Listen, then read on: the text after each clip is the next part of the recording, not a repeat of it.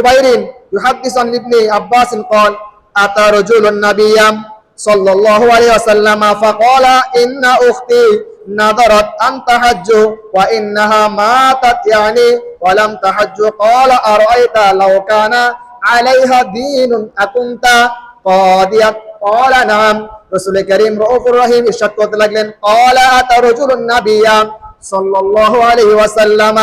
ফাকালা ইন্না উখতি নাদারাত أن تحجوا وإنها ماتت يعني ولم تحجوا قال أرأيت لو كان عليها دين أكنت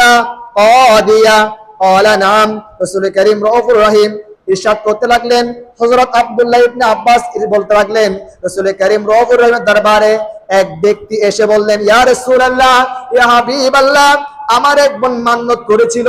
আশা ছিল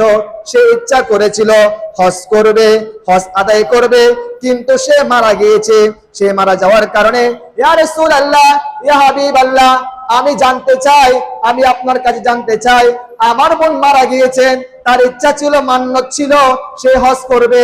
এখন কি ক্বালা আরাআইতা লাউ কানা আলাইহা দাইনুন আকুনতা কাদিয়া আল্লাহ রাসূল বললেন হে ব্যক্তি হে সাহাবা তুমি শুনে নাও তোমার বোন যদি পৃথিবীর জমিন থেকে যখন মারা যেত ঋণ করত কর্জ করত দাঁড় করত তুমি কি তোমার পক্ষ থেকে বোনের পক্ষ থেকে তুমি ভাই হয়ে ওই বোনের ঋণ কি পরিশোধ করতে না ওই ব্যক্তি বললেন ক্বালা নাম ইয়া রাসূলুল্লাহ ইয়া হাবিবাল্লাহ অবশ্যই অবশ্যই আমি আমার বোনের যে ঋণ থাকতো ওই ঋণ পরিশোধ করতাম প্রিয় নবী সাল্লাল্লাহু আলাইহি ওয়াসাল্লাম বলেন সে যদি ঋণগ্রস্ত হওয়ার পরে মারা যাইত তুমি যেমন ঋণ পরিশোধ করতা এখন সে মারা গিয়েছে হজের আশা ছিল হজ করার ইচ্ছা ছিল সে মারা গিয়েছে তুমি তার পক্ষ থেকে হজ করতে পারবা জোরে বলেন না সুবহানাল্লাহ আল্লাহ রাসূল সাল্লাল্লাহু আলাইহি ওয়াসাল্লাম বলেন আল্লাহ রাসূল বলেন আন উকবাত ইবনে আমির আন্না ইমরাতান জাত ইলা নবী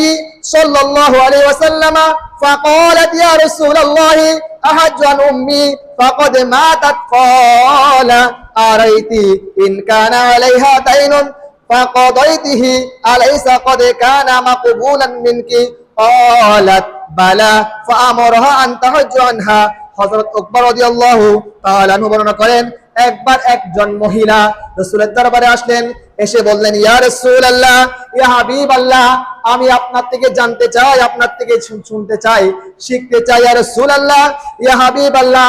আমার মা মারা গিয়েছেন ইন্তেকাল করেছেন আমার মা মারা গিয়েছেন যে সময় মারা গিয়েছেন আমি কি তার পক্ষ থেকে হজ করতে পারি কিনা ইয়া রাসূলুল্লাহ